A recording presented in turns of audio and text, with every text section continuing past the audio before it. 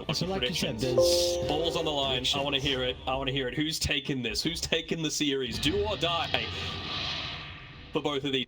DPC, I need to stay in Div 1. I think HYDRA. We'll go with HYDRA. I got faith in HYDRA as well. I do. I think one thing that I like about Spirit's draft is their safe lane, the Bloodseeker Oracle. That sounds like it's going to be a very scary lane for Beast and Rubik to play into. So we'll.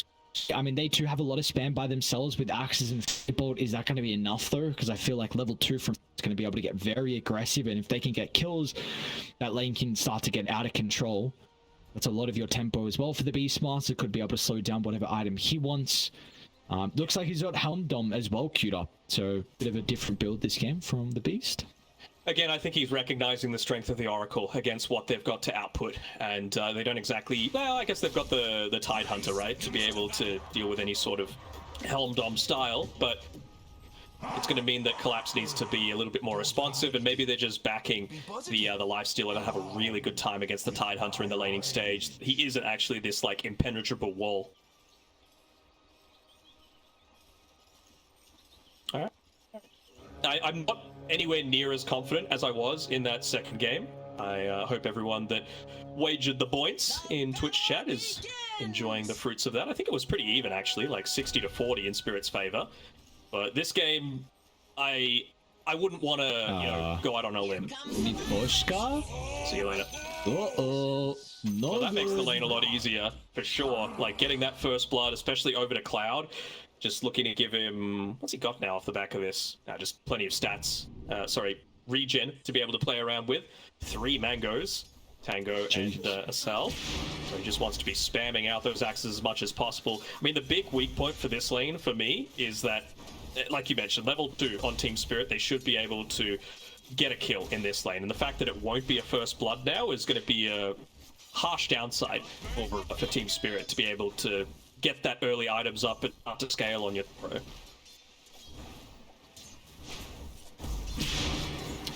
How's bottom lane go though? This is really actually the one question I'm not sure. I feel like there's found a kill threat with Gush and all the right click damage from Mirror, but then again, like when Lifestealer gets levels, it's not going to feel as strong until the main guard. God, I hate the fact that techies can buy a Wraith Band and you can see why they've done it. It's like, ugh. He just wants to hit more, especially like that's the complete strategy they're going for here. Just ticking out from the blood grenade. Yeah, no, it's just not okay. It's not okay. Nope. Oh my god, why? I don't get it, because Gush level 1 is so ridiculously strong. Like, we take back to like the tournament, and I don't even remember, the Riyadh tournament where we saw like Hoodwink plus Tide a ridiculous amount. Thunder were running it a lot, and we just saw heroes that could play with Gush, right? You've got really good attack animation, really good damage, and now Techies is one of them. Yeah, it just, he doesn't even need a Blightstone. He doesn't even need a Blightstone. He's just got enough attack damage that it just works out basically for his techies. And now he's going to be able to, you know, attack even more frequently. He's got that Wraith Band coming out on the court. Wonder if Happy's going to be able to snipe it before it reaches, but it looks like the micro was on point from Mira so that it went around the backside of the hard camp. Well, good luck. I want to say some very not okay things at this. About the techies. Yeah, it's just, it should not be like this. It's just, yeah. Well, it happens. There's words that I would love we got to deal with it. Words that will not be used. We'll avoid them.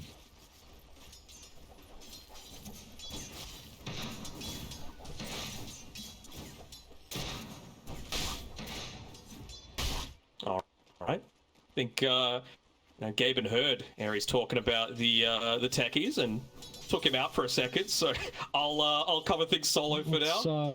Oh no, you're back. Damn. What's going on in the mid lane here with Boric and Lal? 15-6 already for the Queen of Pain, so we were mentioning that she's going to be off to a very good time. Of course, Lal, I don't think it's really going to be able to stop his farm too much. A lot of his early game is going to be off the back of stacks inside the jungle, which we saw was a big reason why Warwick was able to have such a good game on the Batrider as well. Not only dominating mid, We're also being able to get a crap load of stacks thanks to the support. The thing is, though, again, it's like, it's about how does your draft work together? I don't think you can look into the, in isolation.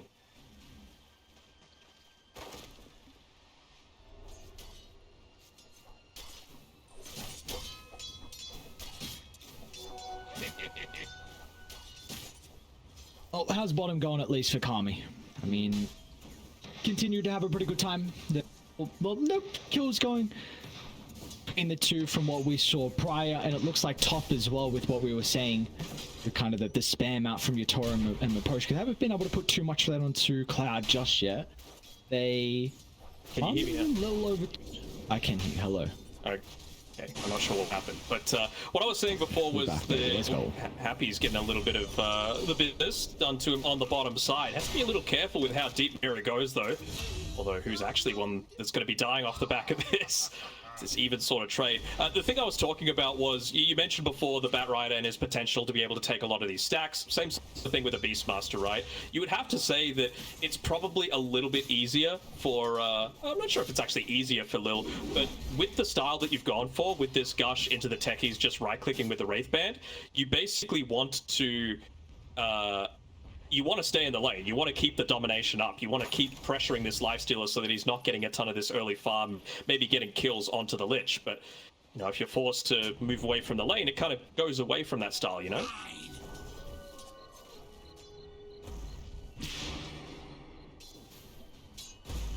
Yeah, would you like to see Mirror stay around this lane a little bit more than looking to prioritize mid, as Tori and Maposhka both very low?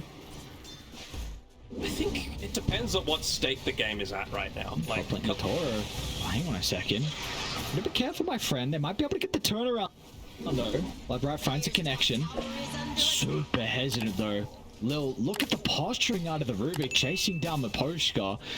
Not gonna have the finishing blow, but meanwhile, there's a lot of creeps going under the tower that Yatoro is not able to farm freely. Another round of the spells, and he might be in trouble. Maposhka's gonna go for the kill onto Lil. Yatori needs a finishing blow to be able to get the health back. Unable to get it though, and in the end, Maposhka down. There's no trade. Well, this lane is going much better for HYDRA than I expected. It's just about that comfort, right? Like, Lil is a fantastic Rubik player. Cloud has shown that he's great on the Beastmaster as well. And they're even able to, I mean, off the back of that, inadvertently do the thing I was talking about too, with being able to pull this creep wave right next to the tower. So even though there's a strong Bloodseeker Oracle lane, they're looking to maybe make a rotation towards mid. Maposhka's holding it for now. Yeah, he's looking to go behind Warwick here, maybe trying to bait out a Blink. Oh, they might be able to get the kill here. Gets rid of the haste rune as well. Oh, can he TP out? Warwick? Alright. Oh, so close. He had the lasso available, just couldn't get in range. Like that play though from Maposhka, not instantly reactive TPing back to the lane. Shows that communication is still there. Between teams identifying what they need. So we were talking about before, like, does Collapse need Mirror to stay in this lane, or can he focus a little bit more on just looking at Happy yoinking away one of the Wisdom runes? They're actually going to get both here, and a kill as well. And the courier, and a meteor hammer's coming out on the courier with a siege creep, so Collapse is going to be able to take this tower. All right, things looking good for Team Spirit right now. And Mirror, of course, with that Wraith Band, the freaking Wraith Band, hitting into the tower. I mean, you got to say, if you're able to take this tower and Collapse has this meteor hammer and the ability to just shove in these waves, use the Kraken Shell to be able to accelerate the farm off of the neutral camps, it gives space for Mirror to now go and build up some of the stacks for his cause, Tidehunter included. Who's pretty good time, you'd say, for Collapse. Top of the net worth indeed. Oh, yeah. Inside the mid lane, what do we got? Lasso's out. Oh, there's some revenge. Lol, that's gonna land on top lane before we go too much further. Lil, no, not able to. On top, Yatori gets a much needed kill as well as some bonus health back, but gonna be the Spirit be very happy with that. A kill into Warwick mid lane. Yatori, that was a 1v2 as well, top, so a kill you would not expect for the Bloodseeker. No, absolutely not. And they had to use the blast off and the sticky bomb to be able to secure that kill onto the Queen of Pain, but again, with Lyle having a little bit more difficulties. You're supposed to lose this lane against the Queen of Pain, and well, Lyle hasn't, basically, off the back of that. Also, I think he built up, was that a stack he built himself? No, it was the techies that built this stack for Lyle, and it's going to let him get into this Boots of Travel. So now the thing that I really want him to do is go back, refill the bottle, get all of your stats, get this magic wand, and it's only 15 or so seconds until Yataro's got the Rupture. So if he's able to make a TP up towards this top side, you can maybe get a kill with this Rupture combination. You got to make sure you focus Cloud though. I guess he still has the Primal Roar on cooldown, but they can make that quick movement. Lyle still just wants to put a bit more pressure onto the bottom side while Collapse does the tower taking.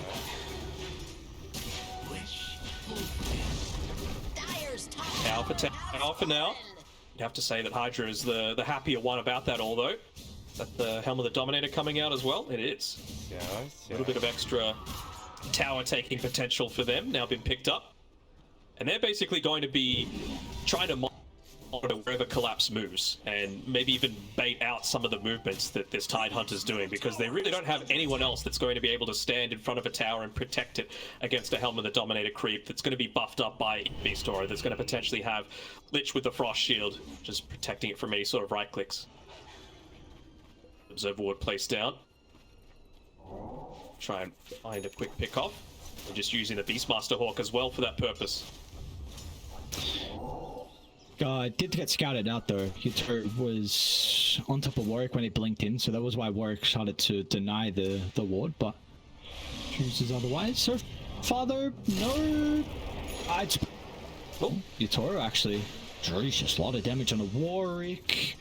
Not going to be able to get in range so for the Purifying, sorry for the Fortune's End, so he's able to TP up. Does put the Queen of Pain though back inside the base for a little bit of time, but you do see she's struggling in regards to the net worth. Same with Kami's life story as well, but the one person who isn't is Cloud. This dude is balling out right now. Multiple stacks for him to be able to farm up, so he's going to have a great time with the Helm of the Overlord. Yeah, there's no one else that really can look to take these stacks, so you know, you would love to use it to be able to get some of your other cores back into the game, but Quap Lifestealer certainly can't take it anywhere near as fast as you. So I wonder if they're just going to... Where is the safest place for Kami to farm right now? I guess it's top, but they're just giving it to Happy for now. Getting him that early level 6. Got a little bit of a XP advantage. Spirit supports off the back of those two Wisdom runes that they picked up previously, but not going to be enough to deny away the false promise for very long. Miposhka probably just a couple of creeps away. Be able to get a D ward off as well. That'll get him his level 6. Dude, Cloud's got a nut. What are the supports doing, man? Are they fattening this dude up or something? It was like a quad stack at the left. Ancients had another. The triangle. He's so rich. I'm worried though about this Tidehunter, you know, and like, you might hit this massive timing, but Anchor Smash is still Anchor Smash, you know, it's gonna reach 60%. Nice reaction out of the Roar, but it's not going to matter. Instantly, Miposhka purges off the stun just in case they need to lull in with the damage. Warwick, though, wants to try and help out. HYDRA going to rotate all the boys as well, so there will be a rebuttal, but they only get the kill on Tamira, so still in the end, that invasion, well worthwhile. Collapse even got killed mid lane with all the chaos that was going on at the triangle, so really nice plays coming out from Spirit. Not the most traditional pusher is the Tidehunter, but certainly with this build, he's capable of doing it. Just continuing to keep this lane pressured in, open up space for the Bloodseeker to pick up his farm. Of course, we've said it time and time again, but Bloodseeker needs that 20 or so minutes to be able to come online. Probably a little bit less, though, with the amount of space that Collapse has opened up for Yatoro. There's already one component, essentially, towards the BKB for himself. Provide him a whole lot more of the map to be able to play around with. Now Collapse's job is very simple, just continue to stand in front of these towers. They make the jump onto you, we've got the responses. They do actually make a bit of attempt in onto him, but the Chain Frost doesn't land perfectly. I was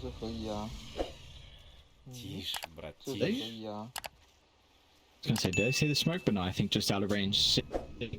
Damn, those odds are heavily favoring Spirit. I mean, it's a 3,000 lead, which is pretty sizable 13 minutes in, but Maybe this smoke from HYDRA could help out a little bit. It's not going to catch anyone off guard though. Lol, great awareness from him.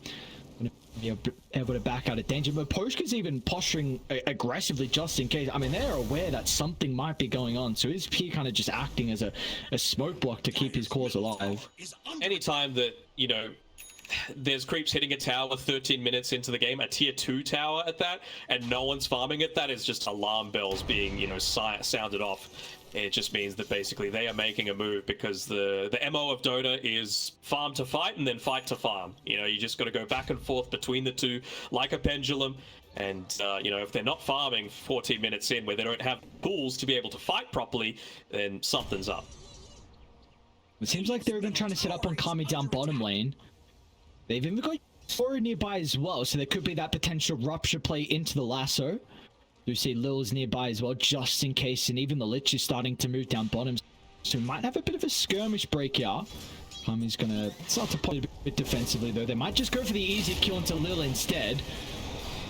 And even rupture utilized, so poor Lil not going to be able to survive through this one, but it's just a Rubik, and that was 3 heroes from Spirit down bottom for a little bit of time. So Cloud is still continuing to ball out. This is about to be the Helm of the Overlord now completed for him.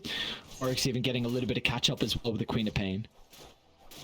So I wonder where he's actually going to go once he picks up this Helm of the Overlord, right? Like, do you continue pushing up top? Because, well, they don't actually have a lot of vision there. Is it bottom just to be able to take away some of these stacks that Tide plus Batrider are looking to farm? Open up the potential of taking the Tormentor.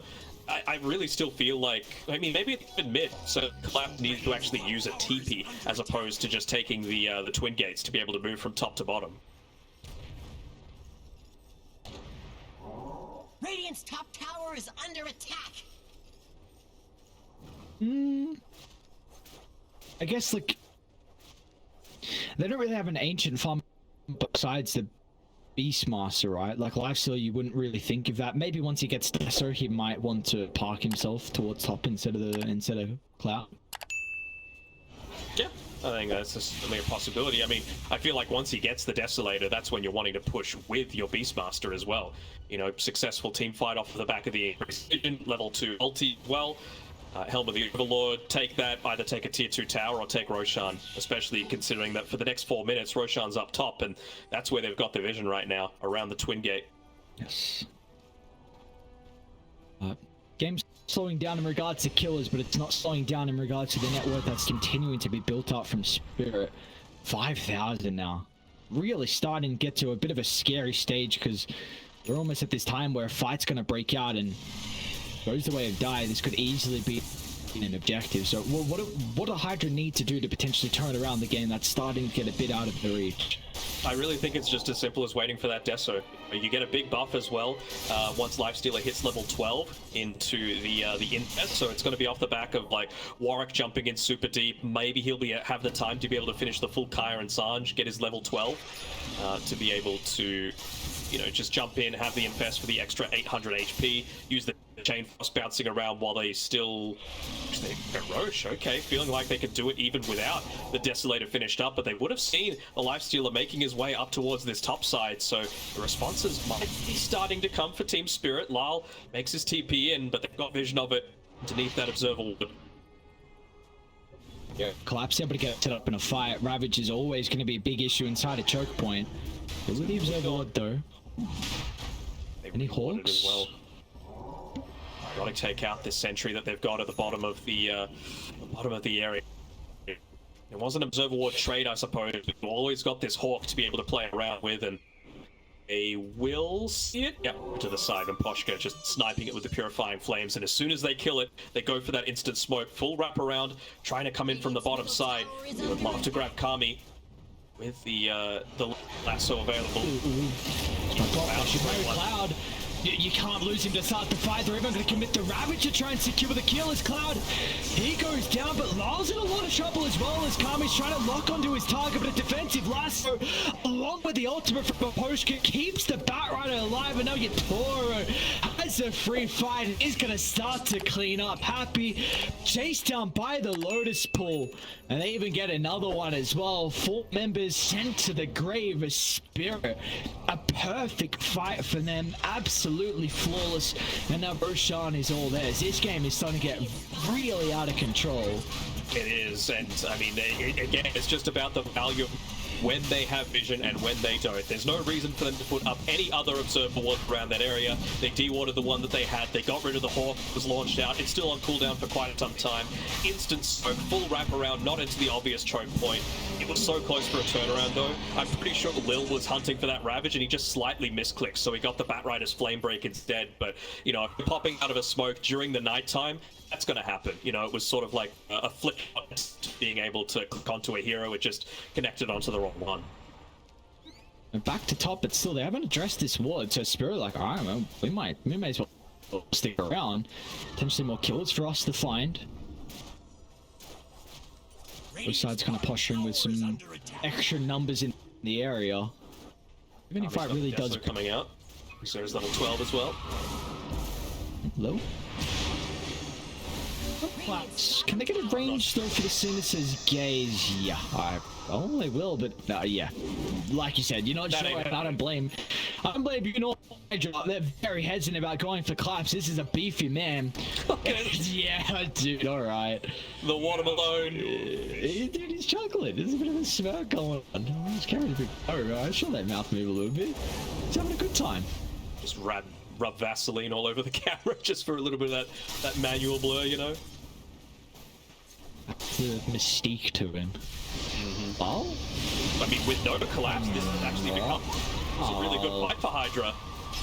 There's going to be war on the opposite side as well, but Lalish is isolated from the boys, but not Maposhka.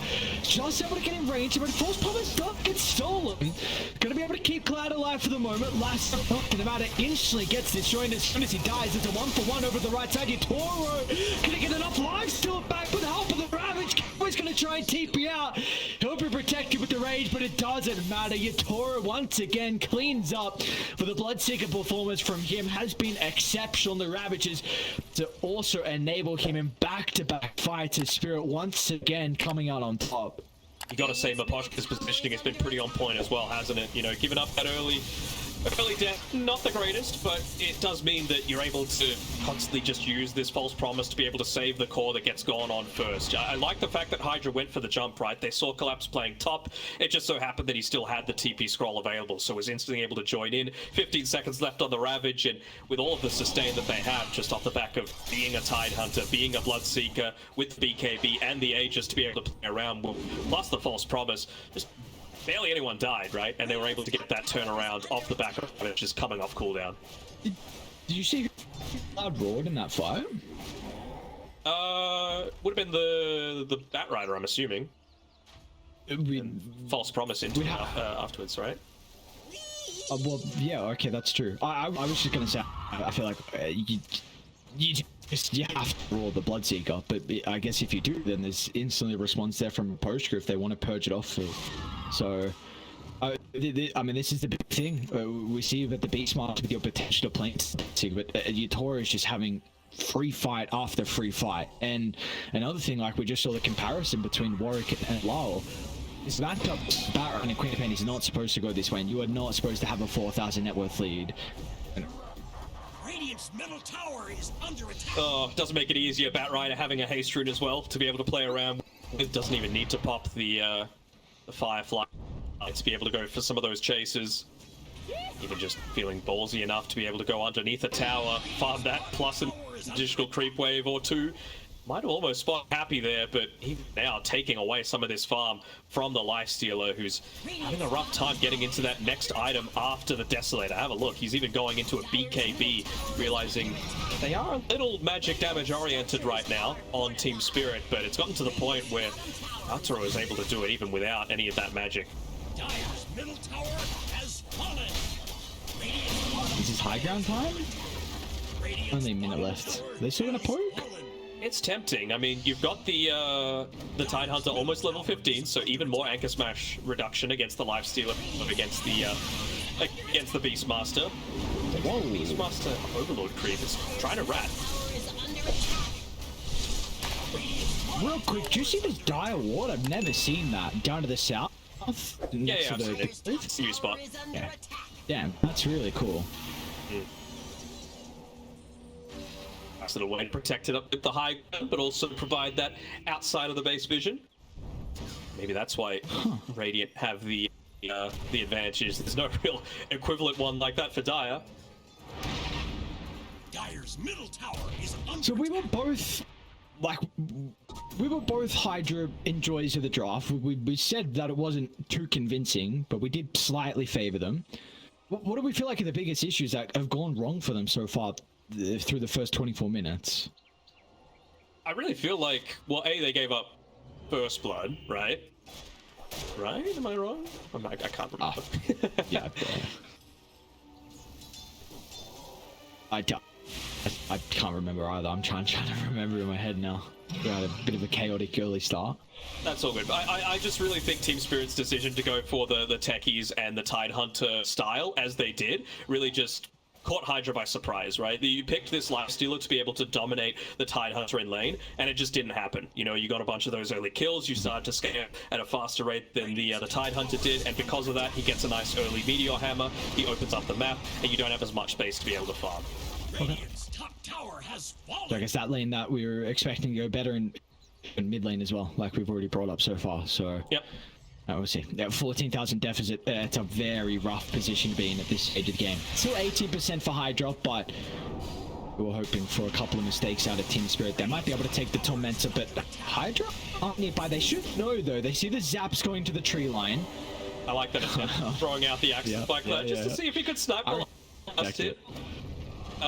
Yeah, you got to say that mid lane probably should have gone a lot better for Warwick, but I mean, he played a great game 1 and 2. Lyle certainly trying to silence some of the doubters here with this performance that he's got coming out. And I mean, if Warwick gets into his level 15 and he gets the Aghanim Scepter completed, we could see avenues for them to be able to come back into this, right? Like, it just increases your damage output by so much, and even stuff like the Oracle for Fortune's End, dispelling the Quap Dagger is actually just going to end up doing more damage to you, you know? So you got to be very careful with where exactly you're looking to use it. That is going to take a lot of time for them to get to that stage. At least that Spirit aren't going to go high again unless they get a couple of pickoffs. For them, they need that Aegis to be able to poke. And it's give enough time for Lifestealer to be able to get the BKB.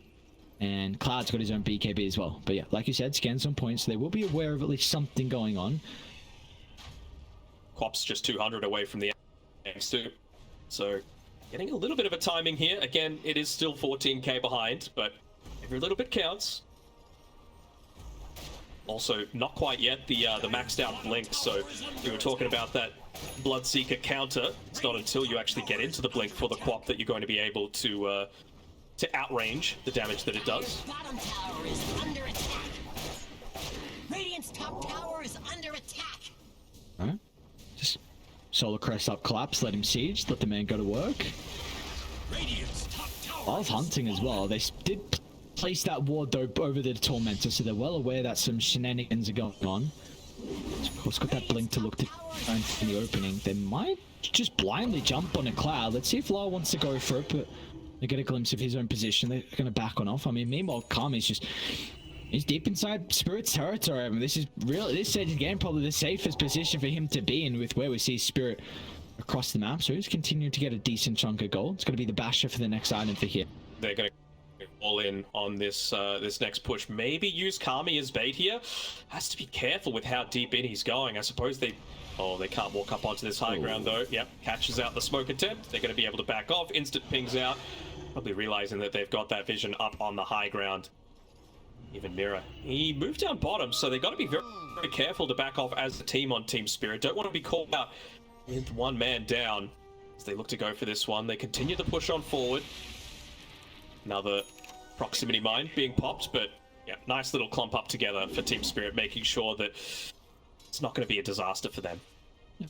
It's getting to the point where we kind of want them to buy a gem on HYDRA. I mean, a successful team fight, if you're able to kill Maposhka actually is given over to Collapse just because he's that much more survivable. Obviously just gets you one for free, but still feels very nice if you're able to claim that one as they're just continuing. This is their second smoke, just hiding underneath it, waiting for a Team Spirit movement, maybe just banking on the fact that they would have timed out the first smoke and maybe made a play of their own. Look at the discipline from Spirit, though. Like, that's still no one shown, and still they are going to continue to play defensively, but they're aware. At least it's giving them time to be able to set up for this Roche. It's up, and the bomb will actually go off when Roche respawns, not when they're actually looking to make a play, and they're the ones that first see it, with the Hawk coming through, so now the vision is actually a little bit lacking. Did you start it? What's the call? This is a really, really tough call to make, and Spirit, they're going to smoke out. It's been too long since they've seen HYDRA. You just got to get someone to be able to pop this, like, just try and play on the edges there, try and play in the trees. Kami, this is the third smoke HYDRA have used in a row, just really banking on having this this extra little bit of vision on the high ground, and all Team Spirit are doing is just shove out the lane, force them to make a bit of a response to that, and then once again they go the full-on wraparound, not coming in the most obvious spot. They don't know this, but the Hawk has gone away as well. If they're able to find, for example, a Lich on the super far back lines, that's going to be a big benefit for them. Let's see if HYDRA read this and start to position over towards the outpost, though, to play with their vision. Yeah, we will see them swing over. I mean, there's the outpost, but the Hawk moves on. Huge ward. Make sure that they're dealing with it now. Early feature, this is an opening with about to go down. They try to jump the last, the bonus and first health keeps Cloud alive. A good start for HYDRA. Cloud did have to pop the BKB though. Cloud's gonna try and jump in as well. An aggressive jump at that. Kami now has an opening to start to beat onto him. They'll be able to turn. It's an early use of the ball to hold Yatori into place, but it's not gonna matter. Yatori shrugs it off and now looks to turn with Ravage in combination with Mira's stun. Down Kami, and everyone else would join him as well in the afterlife. Spirit, it was looking like a bit of a messy start, but it did not matter. As soon as Yatori collapsed into the midst of it all, they're able to easily clean up, but now they go to the opposite side of the map to look at Roche as well. Right, to the summer home, as he looks to try and run away from them. There's no running from Team Spirit right now, as even Yatora gives a little bit of a chuckle as he looks to take him in his own home. I mean, they might be able to get a kill onto Lal. Actually even gets rid of the invis that they had popped. They already had the dust onto him. Is he going to be able to get a kill off the back of this? Who's killing who? Even out as well? Be able to reapply this Shadow Strike. Any boys? Any helpers? Bit too far away. Poshka was running though. He's like, come on, buddy. I got you, but it's a little bit. Oh, mate, forward. It feels like they're going for, like, they're banking on Lil to be able to make a big play. Like, he went for the Ravage steal that time around. He was playing far back, so not really in a position to be able to save anyone with a telekinesis. Even just the Fan Bolt as well for that damage reduction. But, you know, Chain Frost, perfect landed by Happy, but it's still level 1. You know, that's the unfortunate thing, right? It receives such a big damage boost going from level 1 to level 2. They've got their Wisdom available on the left side of the map, so if HYDRA wanted to pick that one up, maybe that's going to be the little bit extra that they need for the next fight. But, you know, just talking about that potential Ravage Steel collapse, even in these really high pressure situations, was able to make sure he instantly casted the Anger Smash afterwards to ensure that there was no steal and turnaround. What do you reckon the probability is up to now with that Roche? Oh wow, it's not even that. I'm surprised it's I was going to say 2%, but yeah, 16%. I think that's crazy. We shall see. We shall see. Is Spirit going to be able to get the Tormentor? What's another big reason why the tech is incredibly strong? It's actually pretty nutty too, and he's got 171 damage. It's another thing. Not really, this game doesn't matter too much. This stage of the game. But just nice to bring up to even continue to try and hopefully put this. Yeah, if for some reason, if the frog's listening and wants to put him in the bin, why has he got 171 damage? But that's okay. From range. Extreme range. That reactive taser is quite nice going up against the Lich, right? Like, You just cast that onto whoever's just beating in, whoever is having it cast on them. If they try and man fight, let's say the Lifestealer instantly gets that dispel off, and you're suddenly taking a lot of that right-click damage coming through from Yatoro. Oh, alright. No flush shield now for the high ground defense. He's got a buyback, but an easy one to force out.